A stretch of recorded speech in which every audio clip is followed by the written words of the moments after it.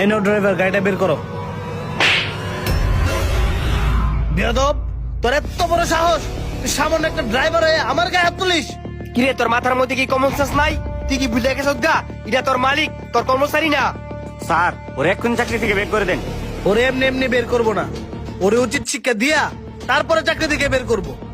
Sir আপনি শুধু আমাকে একটাবার অনুমতি দেন, দেখবেন হ্যাঁ মাইয়া হাড্ডি গুটি ভেঙে গেলাম। হইছে, যান যান, দেখ মনে কি করবেন।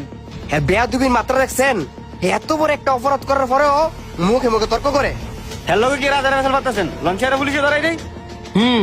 ওরে পুলিশে দেবো পরে, আগে আমার জানতে হইব কেন সে এই কাজটা করছে। এই তুই সত্যি করে বল, তোর এত বড় সাহস কে দিছে তুই আমার গালে থাপ্পড় মারিস? আমারে কেউ সাহস দিছে না, আমি যা করছি ভালোই করছি। তুই গন্দা বালা করছস, আজকে আঙ্গুর সামনে আঙ্গুর সারে থাপ্পড় মারছস, অন্য দিন দেয়া যাবো অন্য কারোর সামনে তুই সারে থাপ্পড় মারবি।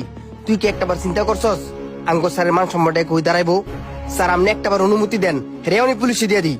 আরে কি আর বারবার পুলিশের ভয় দেখাইতেছেন? পুলিশ যদি লয়ে আর তার পুলিশ লয়েন যান। স্যার হের গলার সাউন্ড দেখছেন, তারপর আপনি চুপ করে থাকবেন? তুই কিন্তু অতি বাড়াবাড়ি করতেছস। তুই কি চাস তোকে সত্যি সত্যি পুলিশে দিয়ে দেই?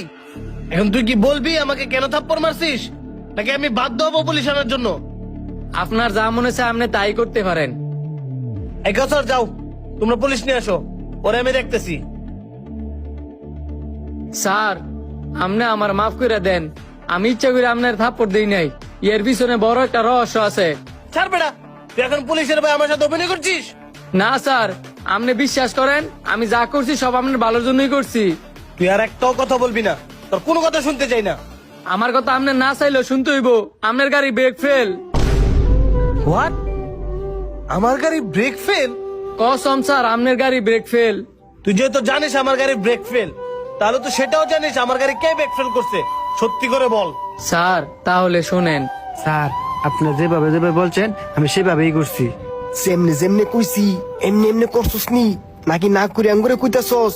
যদি ঠিকঠাক মতো না করস তাহলে আঙ্গুর খিল খতম। বুঝিস কিন্তু যদি ঠিকঠাক মতো না করতে পারোস চালের বাটটা কিন্তু তোরই কম। আপনার এত পেরেশানি হইন না, আমার হাতের কাজ খুব পাকা। তোমার কাজটা যদি সম্পন্ন হয় তাহলে তোমার বাড়ি করে তুমি ডাকা। ঠিক আছে স্যার, আপনারা আমার বাড়ি বানান লেগিয়া প্রস্তুতি নেন। দেখছো হ্যাঁ গো, দুইজন রে সারা নিজের ভাইয়ের মতো দেয়, আর হেরা সারারে মারার প্ল্যান করছে। সারারে যেমনি হোক আমার বাসাইতে হইব। ওরা আমার সাথে এমনটা করতে পারলো, এটা আমি জীবনেও ভাবি নাই। এই দুইজনকে আমি আমার নিজের ভাইয়ের মতো দেখতাম। আসুক, ওদের একদিন কেউ আমার একদিন।